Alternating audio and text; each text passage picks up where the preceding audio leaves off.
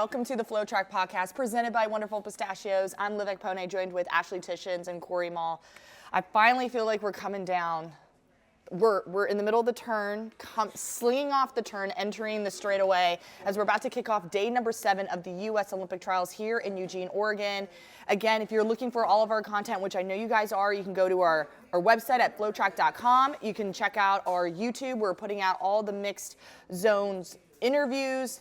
Also, the Content Lounge stuff is getting up there as well. And just follow all the social channels and double tap, retweet, everything. So, of course, we're coming down the home stretch. We're going to have the 100-meter hurdles and the 400-meter hurdles semis for the women take place this evening. We had the race walkers kick off earlier this morning with Nick Christie and Robin Stevens winning those titles. But before we go into our final, we have 6 finals tonight. Before we make our picks, breaking news kind of took place yesterday it was a wild 800-meter qualifier. We had Eric Holt, who went 1:45.05 in the semis, was DQ'd for stepping on the line. From what we're understanding is there was a protest. It was not overturned, so that means Tanoda Matsatsa, who didn't make it to NCAAs for Georgetown, will now grab that final spot in the finals with a 1:45.12. And I think we all went crazy when we heard this news. So what can we break down from this? It's wild. It's kind of devastating for Eric Holt because he ran a PR, career best time in the 800. He was ready to go, and he locked in that spot. But as we know in track and field, it's about the little things. It's about rules and regulations to the detriment of athletes sometimes. And he learned in real time in the mixed zone that he was DQ'd. Had to be a really gut-wrenching moment for one of the fan favorites here in Eugene, I think. Yeah. I mean, I was out on the track and, I wasn't really paying attention to where he was in the lane, you know what I mean, on that first turn. That's what USATF communication said that he was DQ'd for stepping over the line on the first turn.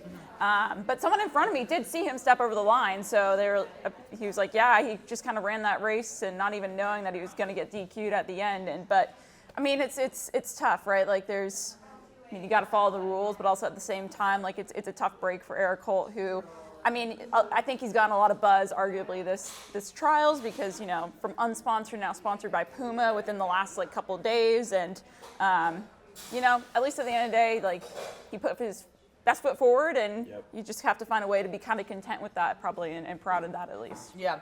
It was just a wild, even outside of that, Hobbs Kessler going 1:43.71 and Brandon Miller 1:43.73. Even both of them were like, oh my gosh, what time did we run? So I think after this, can we come back to the conversation of a 1:42 in this final? do we see this happening now? Because I know the other day we were like, no, and now I'm like, I would still put the likelihood of it low. Based on what we traditionally see in finals, but are these 3 men, including Bryce Hoppel too, capable? Yes, 100% yes. Bryce Hoppel in his third heat broke away from the field late in that race. He looks ready to go too. I think we're going to get a fast final, and I think it's because people understand the stakes on the line and they all want to make the team. The other addition I want to add here is Shane Cohen. Yes. Can we talk about that for a second? Okay. So this was a week ago, right? Before we came to the trials, and we all said that his tactics are not going to work when it comes to the Olympic trials. Do you think he's changed his tactics at all? Not really, a whole bunch. And it's still, I mean, he hasn't been, I think in the semis yesterday, he wasn't dead last at the turn, but he was definitely in the back. And all of a sudden, look who's shooting straight off the curve, slingshot, and it's Shane Cohen. And he, it's working. I don't know if that's going to work in the final, but I mean, shoot, he's kind of proving me wrong right now. Yeah. Ashley, do you think a 1:42 is in stakes? No. I think it's going to be a 1:43 low, but I will say, very impressed by Hobbs and Brandon, what I saw yesterday. I think even they were, kind of shocked with their performance, especially Hobbs. I mean, he had never gone under 1:45 before, and so this is a huge PR for him. And he's already made that 1,500-meter team, too, so he has all those rounds underneath his legs to still PR is pretty incredible. So I think that's going to be a very, very spicy final tomorrow. I'm going to be the person that says they're going to go 1:42.9, high. You're a little optimistic there. If you're saying 1:43 low, it's pretty much the same thing. No, it's not. No, you said 1:43 low. They're 2 different things. 2 different things. 1:42 high. I think those 3 men are probably going to make it through. I think Shane's 1:44.9 isn't enough. Yeah. He will need to race faster if he's even on the hook here for a bid. But I think right now, as it stands, Hoppel, Kessler, Miller have shown enough that they probably deserve to be on this team at this point. Yeah, those are my 3 picks as well. Agreed. And again, we'll see them not tonight, but tomorrow, the final day. And I know before we get into our final day, can we recap the one final that did happen yesterday on the track, the men's 110-meter hurdles? Oh, yes. Grant Holloway doing Yes. Grant Holloway things. I had a chance to chat with him in the back, and I said, has the world record been on your mind? And his answer was like, no. I'm just going out there to win. I'm like, Grant, come on now. We know you're so close. Like, I think he went, what was his time? 12:86 in the final. Yep. Just impressive performance. Daniel Roberts grabbing in 3rd. Freddie coming in 2nd. I talked to him, he actually asked for what time it was, during the middle of our interview. He's like, I ran at 7 something. What time is it now, Liv? And I was like, oh man, gotta pull up my watch. He's like, it's like 9:30 right now. And it was like, it still has not sunk in that he punched his ticket to Paris. So our top 3 guys, I think we have a strong field going in. Yeah, and I believe the top 5 times were the fastest ever recorded Yes. in a final there too. And it's like one of the first times in history that we've seen 3 guys under 13 seconds in the same race. Yeah. Which, I mean, that just shows, I think, just how incredible it was. Like, it was one of those where, you know how usually we see Grant Holloway just get out and, no one's challenging him? I mean, Freddie was kind of there. I think Grant mentioned it, too, afterwards. He's like, I kind of had to race a little bit, in that race. And, I think based on this alone, I mean, we are sending such a strong contingent of hurdlers to the Olympics. Can Team USA pull off the sweep? I think that's very possible. American has such a strong strength in this discipline, and I think that's very possible. I want to remark on Freddie's story. I know you guys don't like movies as much as I do, but you have to both understand the movie Rocky, right? Oh, Yes. absolutely. Freddie's story is similar in a lot of ways. He's had success in the past, but he's gone through some stuff. And he's had up and downs throughout his career. And I think hitting the trials at this point was a really ascendant moment for him. And it's just beautiful to see an unsponsored athlete like him get that shot at the Olympic Games. We've seen it a handful of times now. So this is the dream realized for some of these guys. Yeah, absolutely. It's going to be I think we're going to have a great show in Paris, and potentially we can grab that sweep as well. So looking forward to all of that in the next couple weeks. But let's move on and make our top picks for the 6 finals that we have today. First on the dock, I think this women's 200, and then we'll go into the men's. Gabby Thomas with the world lead of 21:78. Sha'Carri equaling her personal best of 21:92 and even shutting it down the last few meters. Who do you guys have for this final? It's tough. I think my question is, watching the semis, I think the observations I made were Gabby got out really well and was able to just kind of carry that throughout her race.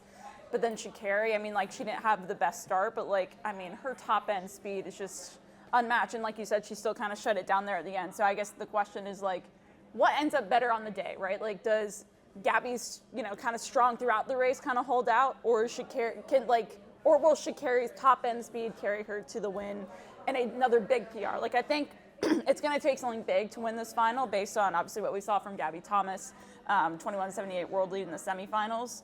I think it's going to be between those 2 for the win, but who knows? Yeah. I asked Gabby, what time is it going to take? She's like 21:05. Ooh, 21:05 is what's going to take to win it. And she's like, I'm going to be the one crossing the finish line first. So it's going to be fast, and it's going to be the showstopper. Cory, who do you have taking this? I think she's capable of 21:05, just to be clear, too. I have Thomas, for sure. I think I have Richardson. She's a lot better at 200 than I think we give her credit for. Correct. She's I really, agree. really strong. And I think Richardson most likely will make the team. But looking at Abby Steiner and Brittany Brown, they are very capable of going under 22 seconds. They've run extremely well in the semifinals. Steiner went 22:03. Brown ran 22:08. Both of them have dipped under 22 in the past. And Brown's on a run of form right now. I think she feels really, really confident, and I would not be surprised if she kind of bumps up in position there.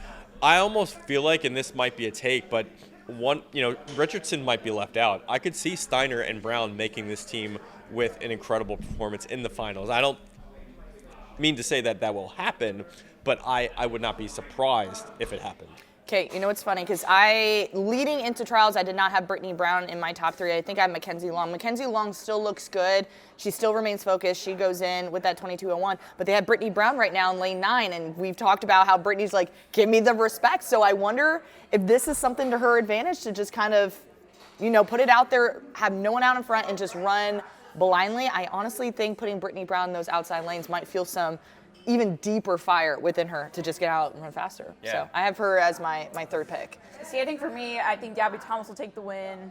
I think Richardson's speed will get her there. And then I think that third spot for me, I'm going to go Steiner. Like, I think she's looked really strong, and I know this has kind of been her comeback season, but I think this is her chance to make an Olympic team. But I do think if it'll be close between Steiner, Brown, and then I'll throw Mackenzie Long there as well. Long does have some pressure, I think, on her because she didn't qualify in the 100, right? And this is kind of like the last. She'll probably get in the relay pool, but I would think that like this is the opportunity for her to make a team, and there is a lot of pressure on her. She's still, I think, 23 years old, still young.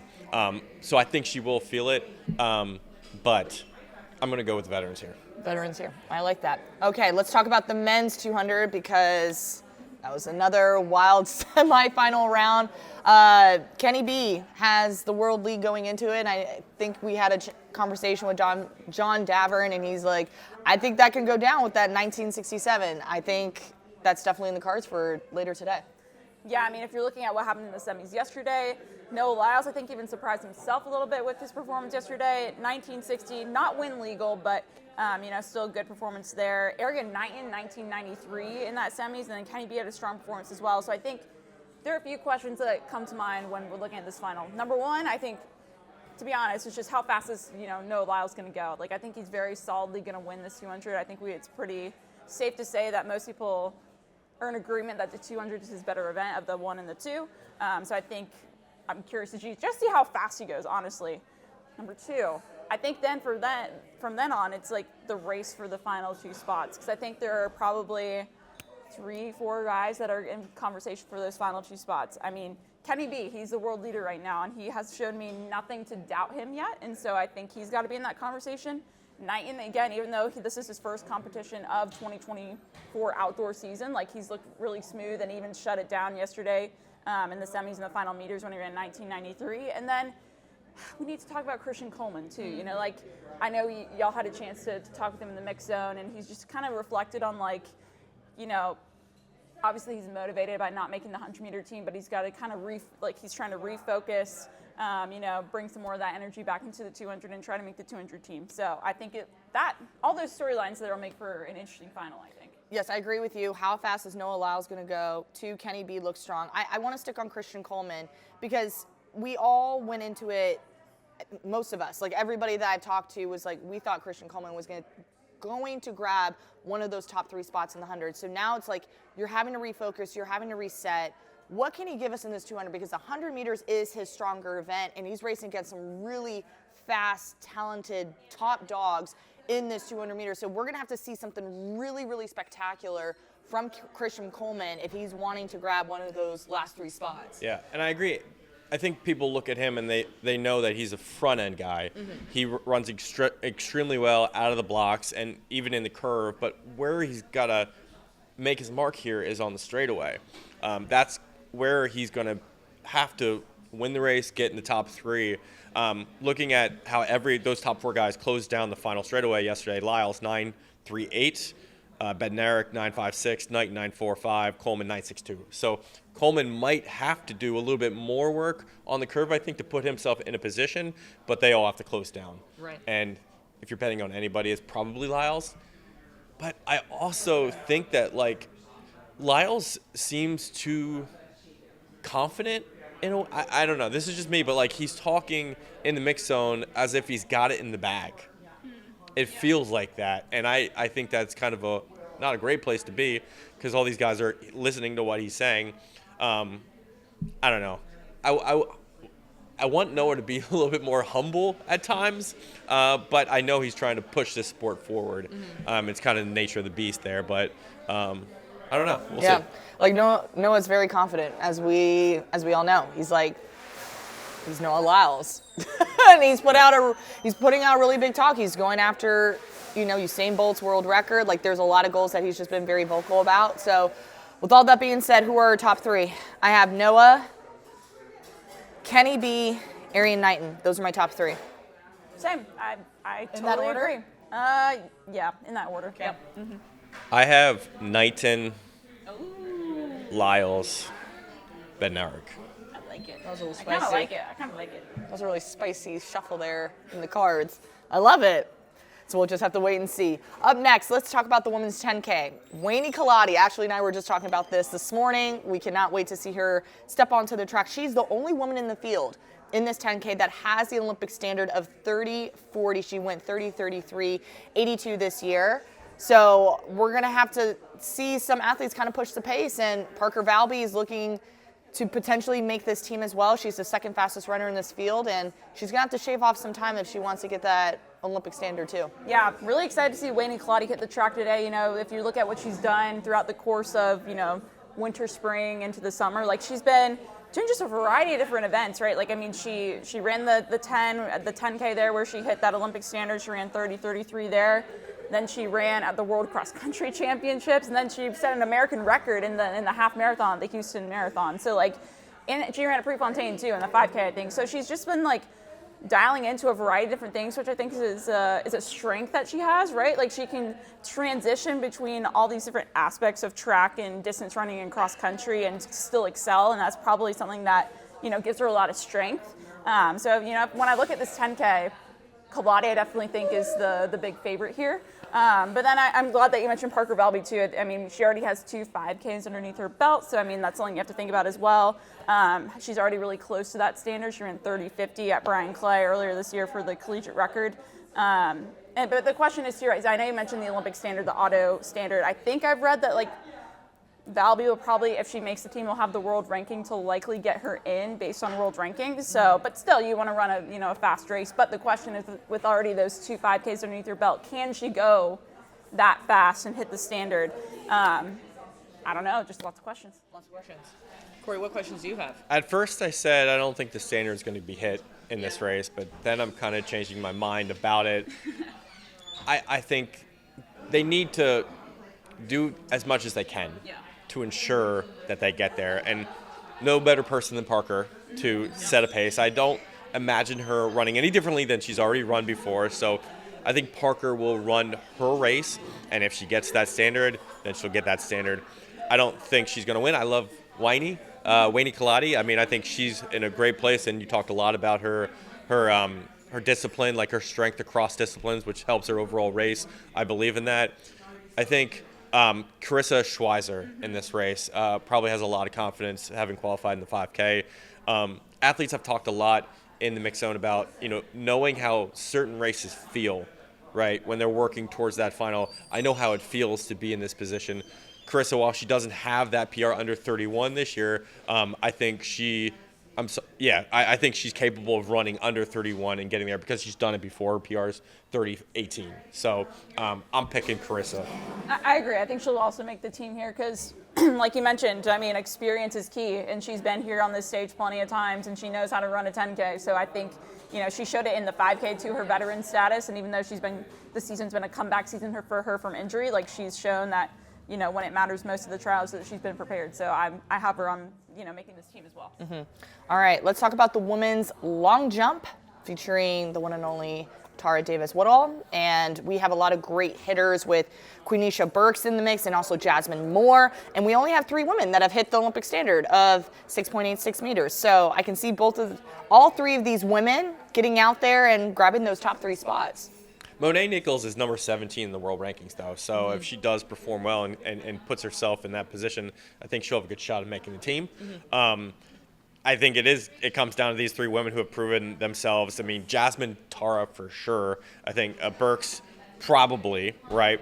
But if you look at Claire Bryant, Alyssa Jones, Alexis Brown, these are all collegians that are really, really strong. And we've seen field events kind of offer some, peculiar finishes before. So it's not without the question that you can add somebody up there in the mix, finishing second or third. I don't think anybody touches Tara. but that second or third position, I think, could, kind of switch around. Yeah, I agree, definitely. Like, I think we could see some collegian sneak up in there, like we've seen in stuff like, the women's high jump and even the men's long jump too as well. However, like, I think, like you mentioned, I don't think anyone's touching Tara Davis-Woodall. I mean, she's just been so consistent this season, and she's been on fire. I mean, she's set a PR, like a lifetime PR already this season of 7:18. I think with the type of energy that she brings to like these big events like trials, like, shoot, I think she could rival that 7:18. I think it's, we could see a big performance from her, and especially feeding off a lot of that Hayward Field energy, I think, because she's one that really just feeds off a lot of that excitement. So I think that could really serve her really well in this final. Yes, I agree. She always brings energy, and I wonder which cowgirl hat she'll bring out today. She'll bring it out? Oh, absolutely. Okay. Yeah. Without a doubt. I think she'll come out with one.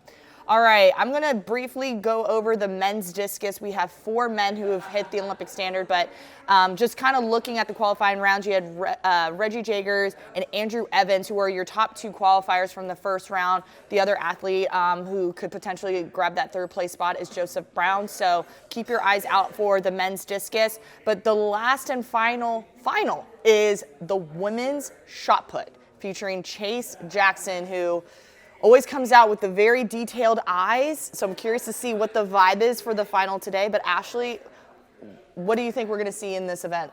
I mean, Chase Jackson, I would say over the past 2 years or so, has looked just really strong and really consistent. I think she's going to want to bring a lot of that energy, into this final. Obviously, she has a just over 20 meters, her season best. And I think also that I think maybe a motivating factor. I know after the first round, she was really vocal about kind of her displeasure with what she called kind of the deprioritization of field events, in recent months and weeks and stuff like that. And I think she wants to just bring that energy to the shot put and show that, like, hey, like, we matter and like we can put on a show. And I think she does that every time. Like you mentioned, she always comes out with her style, which I love. And she's one that I think is really putting shot put on the map, and I think she could have a big performance today. Corey, how about for you? Yeah, I think she's a great character in the shot put. She can push this sport forward in the field events solely on what she's doing. I think there are a couple women like that, but I mean, Chase obviously is reigning 2-time world champion. She talked a lot about what 2021 felt like in the mixed zone, and she did not make the team then. She finished 5th at the trials, so she's thinking about that. That was sort of a moment of disappointment. Even if you have all the success, you want to drive yourself towards something, and she's using 2021 as a backdrop to help her kind of push through the Olympics. And I think she is a great story, and we'll see what she does. Yeah. I want to add 2 other athletes. Raven Saunders threw a season's best actually in the qualifying rounds with 19.54 meters. But Jada Ross, let's talk about Jada Ross here, just right behind Chase Jackson when it comes to the top 2 best throwers right now in the country. Jada Ross, I already know she probably has her whole entire family here. She is from Oregon. She got the huge applause and recognition and appreciation when they were bringing them out to begin their first set of throws, and she's already thrown just a little bit over 20 meters. So if I had to pick my top 3 athletes, I'm going Chase Jackson, Raven Saunders, Jada Ross is going to make this team. So those are the athletes I'm picking for this. Yeah, I think that's very fair. Yeah. Very fair. Corey, do you disagree or agree? No, I think that's, you look at it, from Ross to Akia, it's 2/10 difference even in the first round. A lot of these, Chase and Raven only threw 1 throw. So I think there's a very clear favorite class, right? And then there's other athletes who are trying to kind of get that big throw. All right. Well, that does it for this episode of the FloTrack podcast presented by Wonderful Pistachios. Again, we got one more podcast. It's kind of sad. Like, we've been here since the beginning. This is the second to last day. We're going to have our final episode tomorrow at 11 a.m. here at the paddock. So we're looking forward to see you guys inside Hayward Field, and we'll see you soon.